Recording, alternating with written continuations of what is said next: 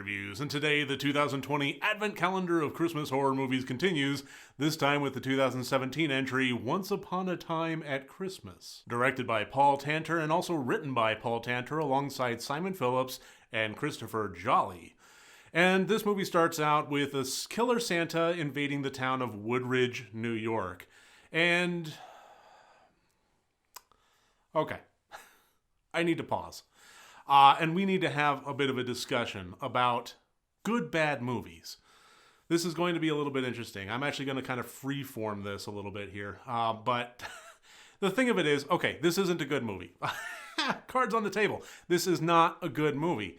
However, I also don't think it's a terribly bad movie either. And looking at the IMDb ratings and the reviews and so forth and so on, a lot of people are really railing on this movie, and I'm not saying that it doesn't deserve it, I'm just saying that I think we need to take a little bit of a step back. I was actually approached by a longtime friend of mine and subscriber and Patreon supporter, WTL, as he said that we should probably have a talk about what makes a good, bad movie good or bad. And I think that time is now. Because honestly, I'm going to have a little bit of difficulty talking about this movie without putting this into a little bit of context. Now, those of you that are familiar with my channel and have watched my videos know that I am not unfamiliar with the odd bad movie here and there. It's kind of one of the things that I do is I review some of the more bottom of the barrel, lesser known stuff, and usually the ratio of good to bad is a little bit skewed in that regard, but I do enjoy them nonetheless. Mostly. Sometimes.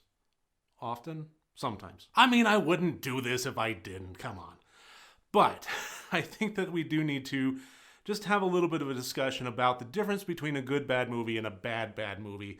And for me, I think the whole thing about, well, okay, let's just say we have bad movies. Big old group right there together. So let's just take that off the table.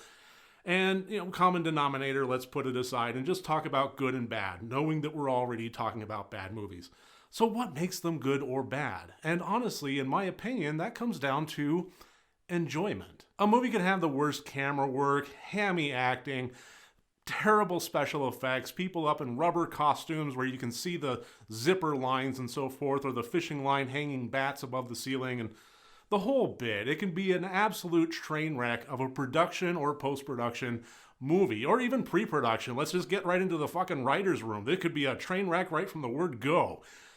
But sometimes it can still be enjoyable, at least within certain contexts. If you're around a group of friends and you want to throw popcorn at the screen, if you want to, blaze one up, it can still be a very enjoyable experience. And that's what, in my opinion, it really comes down to, is the experience. And like I said, I have seen some bad movies. I've sat through Andrew Jones movies. I've sat through Mark Polonia's movies. God help me, I've sat through Dustin Ferguson's films. And I think that there's a common theme there, and that comes down to boring. It's often been said, and I've heard Roger Ebert say it might actually be even the source of it, is that the worst thing that a movie could be is boring. And a lot of times with these very low budget films that are just knocked out cookie cutter style, when you have the director's name and there's 25 films a year attributed to them and they're just knocking them out left and right and all that for as little bit of money as possible, there's a word that I think really comes up a lot that is inescapable when I watch them, and that's filler. So much filler. When you have characters that are just talking without actually saying anything, without actually moving the plot forward, when you have long shots of exterior or B-roll. God help me, Dustin Ferguson is just the master of filler. He will take a shot and just expand on it with absolutely no dialogue, no plot progression, no writing, no movement of any kind, just scenes as they happen, and he will linger on them for 6 minutes at a time in a movie that clocks in at 1 hour and 5 minutes. And it's just riddled with it. By the time you actually get to the core content, you're looking at about 17 minutes of it. So the rest is filler. And the filler is often boring. I mean, at the core of it. And yeah, we're talking about movies about killer puppets and shit like that. But even so, at the core of it, we're talking about art. Art, the cinema is an art form. It's the motion picture industry. It is art. And art at its core is supposed to make us feel something, sadness, laughter, elation, something where we identify with the characters, or at the very least, we just fucking enjoy ourselves. And that's why I happen to agree with the idea that the worst thing that a movie could be is boring. When we feel nothing, when we just mentally check out and want the end credits to run. That is a bad movie. And it's honestly also one of the reasons that I have the intent category. I wanted to give movies a good standing, or at least an opportunity to prop themselves up just a little bit and separate themselves from those bad movies just full of boring filler, and have a way to say, yes, we know that we're on a limited budget. Yes, we know that the acting is hammy. We got the best we could, and we basically paid them with croissant sandwiches. Yes, we got the technical elements that were just on a shoestring budget, but damn it, we have heart. We just made this as entertaining as possible, and if you enjoyed the experience, whatever you thought of the writing and the technical and so forth, say that you enjoyed it. Give those plots to the intent category, because if the noble intention is there of entertaining us and they achieved that, that's worth something. And that is a good, bad movie. So I think that I'm going to do something here, and I'm not going to adjust the scoring system at all. Honestly, whatever I think about a movie, whether I recommend it or not, usually when I don't recommend something, or at the very least I say it doesn't work for me, I still try to find a target audience for it. It didn't work for me, but if you're so-and-so and so-and-so and you like so-and-so, then you might enjoy this. That's the kind of thing I try to bring to the table. It's pretty rare when I just blanket say avoid this. But I think I'll do something a little bit above and beyond as far as when I see something that is going to be described as a good, bad movie, in my opinion. The points, again, they're unaffected. The point system, I stand by. I've loved it. It's worked for me. I think it's worked for the audience. It's worked for you. I really haven't had a whole lot of complaints. I've actually had a lot of compliments on it, so that's fine.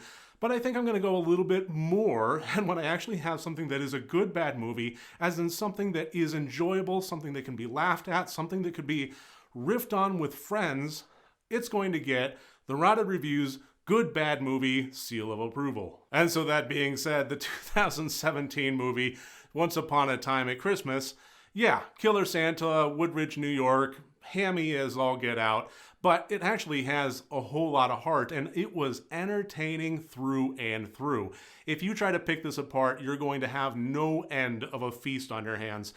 The fact that the killer is choosing its victims in a particular way that the police are spending the entirety of the movie trying to figure out. Meanwhile, it has broadcasted the methodology to the audience with a megaphone, so we have this all figured out 10 minutes in, and the rest of the time we watch the police floundering until, no lie, the 1 hour and 4 minute mark, in which finally they realize that there is a pattern here and the pieces fit together. Finally, we got it. The Killer Santa was great. He obviously had a whole lot of fun with this role, and that level of fun really shines through. It allows it to just capture the audience and embrace that fun with him as he goes on his killing spree. The kills were outlandish and sometimes terrible, especially when it introduced CGI blood splatter.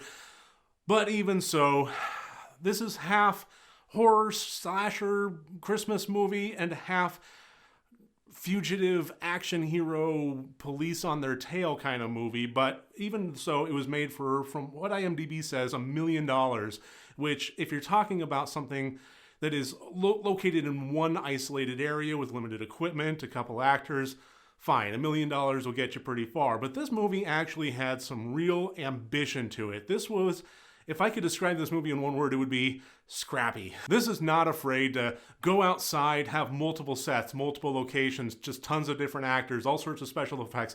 It has the ambitious idea of being a big multi-million dollar high-end production with actually being a $1 million small budget production.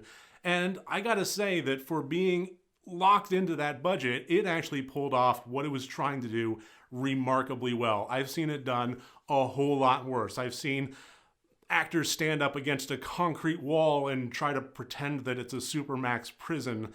This doesn't do that. They actually have good costuming, they have good vehicles, they have good sets, they have just pretty convincing stuff. It's just that it just feels a little bit more rough around the edges than what you might watch at your local multiplex blockbuster kind of thing. So the 2017 Once Upon a Time at Christmas movie is the first recipient I am happy to give the Rotted Reviews Good Bad Movie seal of approval. It is a bad movie.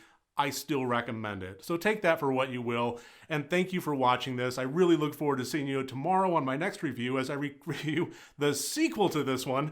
Remember, next time you want to watch a horror movie, first make sure that it's good and rotted.